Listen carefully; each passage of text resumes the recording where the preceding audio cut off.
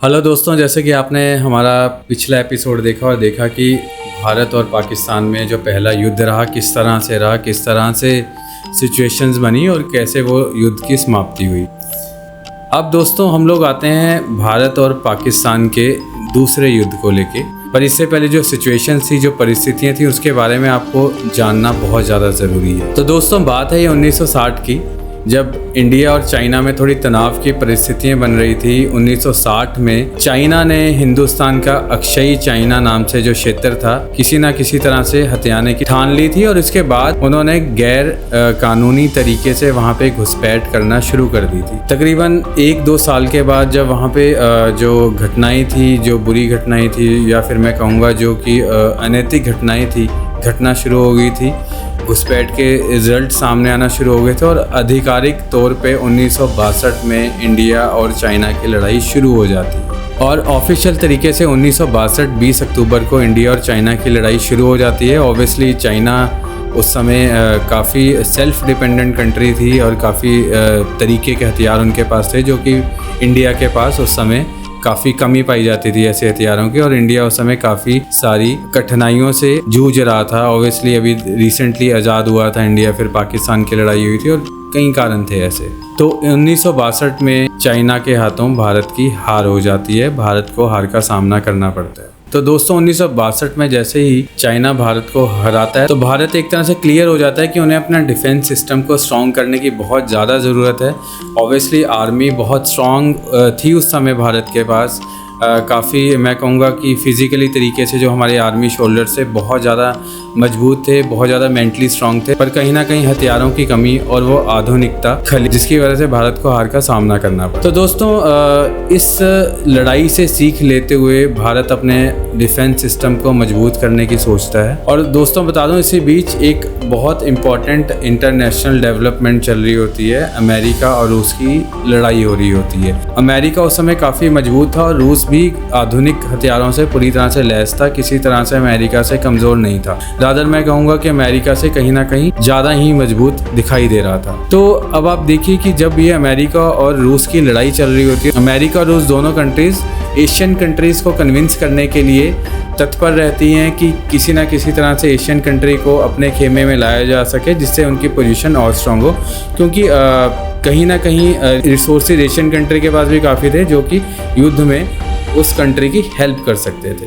जो दोस्तों जब ये लड़ाई चल रही होती है तो भारत इस पूरे लड़ाई में अलग रहने का, इंडिपेंडेंट रहने का निर्णय लेता है। तो कहीं ना कहीं भारत के दुश्मन पाकिस्तान का अमेरिका साथ देना चाहता है, या फिर मैं कहूँगा कि मजबूर हो जाता है कि पाकिस्तान का साथ यूएसए को देना पड़े। दोस्तों जब ये नाराज़गी चल रही होती है तो भारत भी रूस के साथ जाने का जो निर्णय लेता है, रूस से वो डिफेंस सिस्टम लेता है, रूस से वो आधुनिक, उस समय के अत्याधुनिक हथियार खरीदता है, जिससे वो अपने सिक्योरिटी को मजबूत बना सके। क्योंकि अब यूएसए का समर्थन पाकिस्तान के साथ था और पाकिस्तान कहीं ना कहीं अपने आप को मजबूत समझ रहा था, बिकॉज़ यूएसए के पास बहुत आधुनिक हथियार थे, जिससे पाकिस्तान को ये लगना शुरू हो गया था कि वो अब भारत पे कहीं ना कहीं हावी हो सकता है और भारत की सेनाओं को बुरी तरह से हरा सकता है। दोस्तों उस समय पाकिस्तान में मार्शल लॉ जो था एप्लीकेबल था। मार्शल लॉ से मेरा मतलब है कि आर्मी राज वहाँ पे एप्लीकेबल था।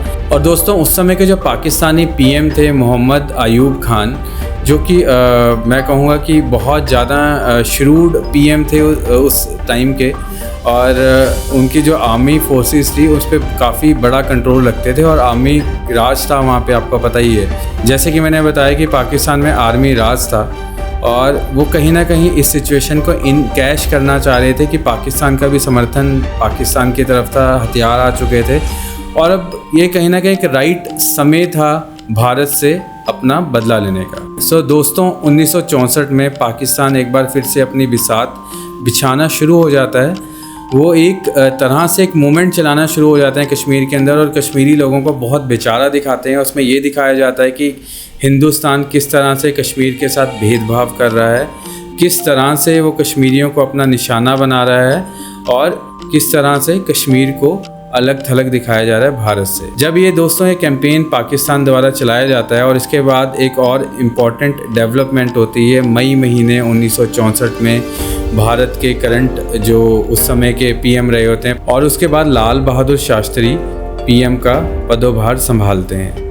अब कहीं ना कहीं अगर हम पर्सनालिटी को कंपेयर करें तो पाकिस्तान को ये लगना शुरू हो जाता है कि जो पंडित जवाहरलाल नेहरू के कंपैरेटिवली लाल बहादुर शास्त्री थोड़े से कमज़ोर दिखाई पड़ रहे हैं। उनकी लीडरशिप उतनी स्ट्रांग नहीं होगी शायद जितनी कि पंडित जवाहरलाल नेहरू की थी। तो दोस्तों, अब पाकिस्तान के हाथ में मैं कहूँगा एक गोल्डन अपॉर्चुनिटी दिखाई देती है, या फिर वो समझते हैं कि उनके दोनों हाथों में लड्डू है और ये बड़ा सही समय है कि इंडिया को दबोचा जा सके।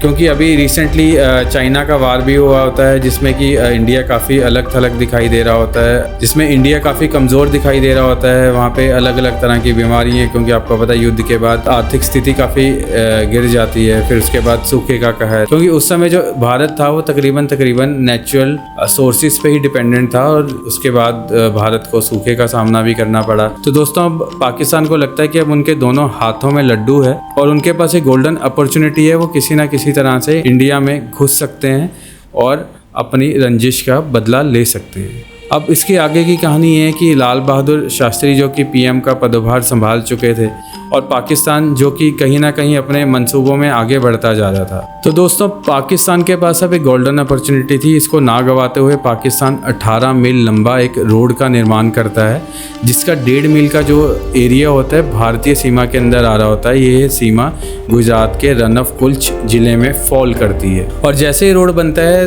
तो भारतीय सेनाएं भी सतर्क हो जाती हैं, भारतीय मिनिस्ट्री भी पूरी तरह से सतर्क हो जाती है, और पाकिस्तानी हरकतों पर नज़र रखने के लिए सरदार चौकी का निर्माण किया जाता है, जिस पे पूरी तरह से इंडियन आर्मी तैनात रहती है और देखती है कि पाकिस्तानी आर्मीज़ की क्या मूवमेंट होगी। अब तो दोस्तों, अब वो घड़ी आ जाती है। 9 अप्रैल 1965 को पाकिस्तान जो रोड बना चुका होता है, जो एरिया रोड का इंडिया के अंदर आ रहा होता है, उसे अपना क्लेम कर लेता है कि ये एरिया पाकिस्तान का हो चुका है। अब इंडिया से इसकी कनेक्टिविटी जा चुकी होती है, और साथ ही साथ सरदार चौकी जो कि भारतीय सेना द्वारा पाकिस्तानी मूवमेंट पे नज़र रखने के लिए बनाई जाती है, उस पर हमला किया जाता है, उसे पूरी तरह से नष्ट कर दिया जाता है। तो दोस्तों, इसके बाद छिड़ता है एक भयंकर युद्ध जो कि लगातार 3 महीने तक चलता है। भारतीय सेनाएं अपना रण कौशल दिखाती है और पाकिस्तानी सेना को किसी भी तरह से रोक के रखती है, और 3 महीने तक उन्हें अपनी सीमा में अंदर नहीं जाने देती। 3 महीने के इस लंबे युद्ध के बाद ब्रिटेन के पीएम हारोल्ड विल्सन इसमें अपनी भूमिका दिखाते हैं, इसमें इंटरवीन करते हैं और दोनों देशों को सलाह देते हैं कि उन्हें इस लड़ाई को रोक देना चाहिए, सीज़ फायर कर देना चाहिए, जिनकी बात मान ली जाती है और ऑफिशियली सीज़ फायर को अनाउंस कर दिया जाता है। तो ठीक 3 साल बाद 19 फरवरी 1968 को पाकिस्तान को 1.5 माइल एरिया जो कि बिल्ड किया होता है इंडिया के अंदर, उन्हें दे दिया जाता है। मतलब कि 10% रन ऑफ कुल्च का जो एरिया होता है पाकिस्तान की बाउंड्रीज़ में आ जाता है। तो दोस्तों, अब आप देखिए कि 3 महीने इस लंबी लड़ाई में कहीं ना कहीं पाकिस्तान को फ़ायदा होता दिखता है। एक काफ़ी बड़ा एरिया, मैं कहूँगा 1.5 माइल का जो एरिया होता है वो पाकिस्तान की सीमा में आ जाता है इंडिया से निकलकर। सो दोस्तों, ये था फाइनल कंक्लूजन जो कि इंडो पाक वार के बाद हुआ 1968 में। अब ये जो बीच के जो 2-3 साल बचते हैं, मतलब 1965 से लेके 1968 के बीच में जो टेन्योर होता है, इसमें भी कहीं ना कहीं भारत और पाकिस्तान के बीच में जो संबंध है मधुर नहीं होते। रेगुलर एक्टिविटीज़ होती रहती हैं, रेगुलर जो बदले की भावनाएं हैं वो बनी रहती है। तो दोस्तों, जो बीच का समय होता है इसमें पाकिस्तान अपने नापाक इरादों से बाज नहीं आता और 2 बड़े ऑपरेशंस को अंजाम देता है, जिसमें एक का नाम है गिब्राल्टर, जिसमें कि पाकिस्तान कश्मीर में रह रहे मुस्लिम लोगों को भड़काता है धर्म के नाम पे और बताता है कि वो इंडिया में सेफ़ नहीं है, किस तरह से इंडिया उनका नुकसान कर सकता है। बट क्योंकि कश्मीरी लोग हैं वो जानते हैं कि भारत का स्वभाव किस तरह का है, भारत किस तरह से उनसे ट्रीट करता है, इन सारी चीज़ों को लेके कश्मीर से पाकिस्तान को मुंह की खानी पड़ती है और पूरे ऑपरेशन को कोई सफलता नहीं मिलती है। इसके बाद एक और ऑपरेशन चलाया जाता है ग्रैंड सलाम, जिसमें कि अखनूर जो कि भारतीय क्षेत्र का काफ़ी महत्वपूर्ण हिस्सा था, उसको हथियाने के लिए पाकिस्तान एक स्ट्रैटेजी बनाता है, सोची समझी साजिश के तहत हमला करता है भारत के ऊपर। बट यहाँ भी भारत को एक बड़ी सफलता मिलती है और पाकिस्तान को फिर से एक बार मुंह की खानी पड़ती है और उन्हें हार का सामना करना पड़ता है। सो दोस्तों, जब ये 2 बड़े ऑपरेशन चल रहे होते हैं, पाकिस्तान भारत के 550 किलोमीटर के एरिया पे अपना कब्जा ले लेता है और इसके साथ ही भारत पाकिस्तान के एक बहुत बड़े हिस्से पे अपना पूरा कब्जा ले लेता है, जो कि 1920 किलोमीटर का होता है। पाकिस्तान अपनी ये हालत देख के किसी न किसी तरह से इंडिया के सामने घुटने टेक देता है और अपनी हार स्वीकार कर लेता है। यूएन इस सारी कंडीशंस को अच्छे से भांप लेता है और इस पूरी परिस्थिति पे अपनी नज़र बनाए रखता है और दोनों देशों को सीज फायर करने की रिक्वेस्ट करता है,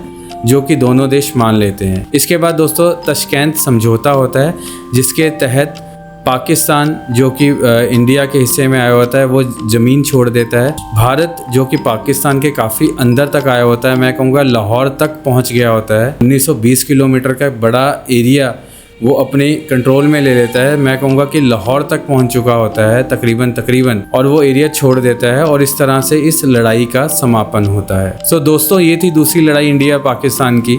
आपके पास कुछ और फैक्ट हों, आपके पास कुछ और जानकारी हो तो प्लीज़ कमेंट बॉक्स में शेयर ज़रूर कीजिएगा। और हमारे ये एपिसोड आपको कैसा लग रहा है प्लीज़ बताइएगा ज़रूर। और अगले एपिसोड में मिलते हैं इंडिया पाकिस्तान की तीसरी लड़ाई के साथ। Thank you so much.